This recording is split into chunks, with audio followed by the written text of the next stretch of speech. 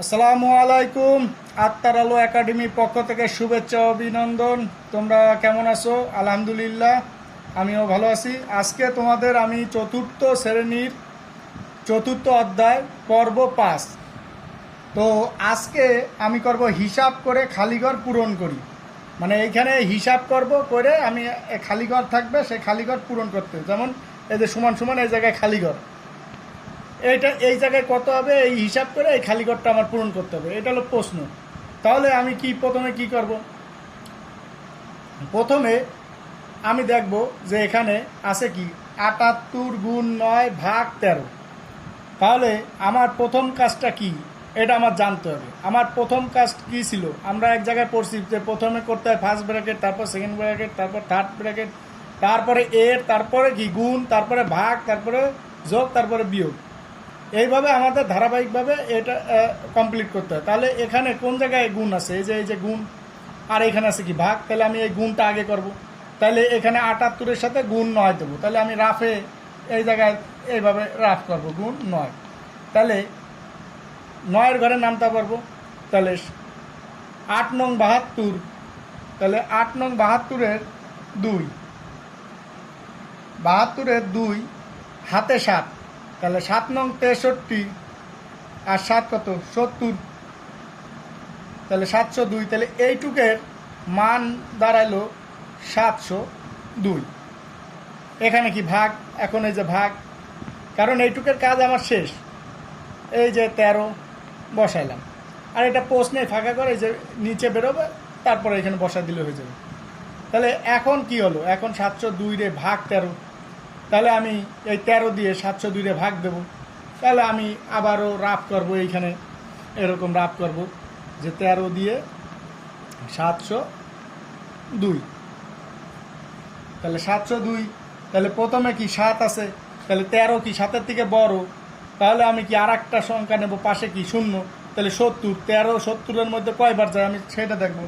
তাহলে ১৩ ৭০-এর মধ্যে কয়বার যায়? তাহলে আমি প্রথমে কি ৫ × ১০ = ৩ × ৫ = ১৫। তাহলে ৫ দিয়ে দেখব, ৫ দিয়ে ৩ × ৫ = ১৫, ৫ হাতে ১।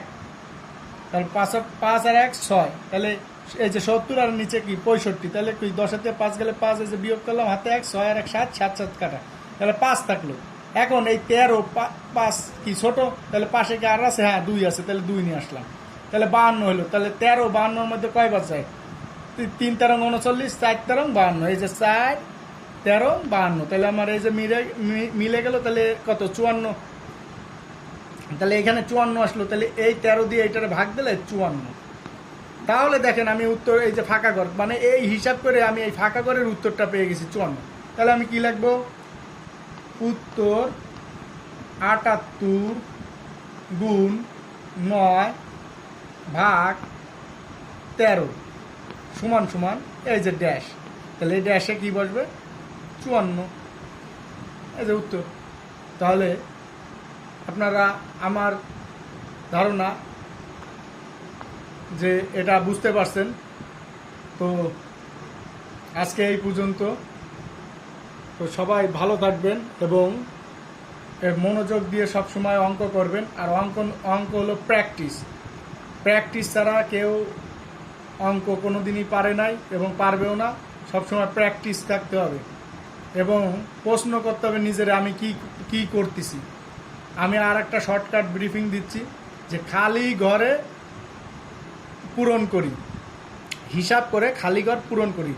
ব্রিফিং দিচ্ছি, দেওয়া ছিল ৭৮ গুণ ৯ ভাগ ১৩ সমান সমান ড্যাশ।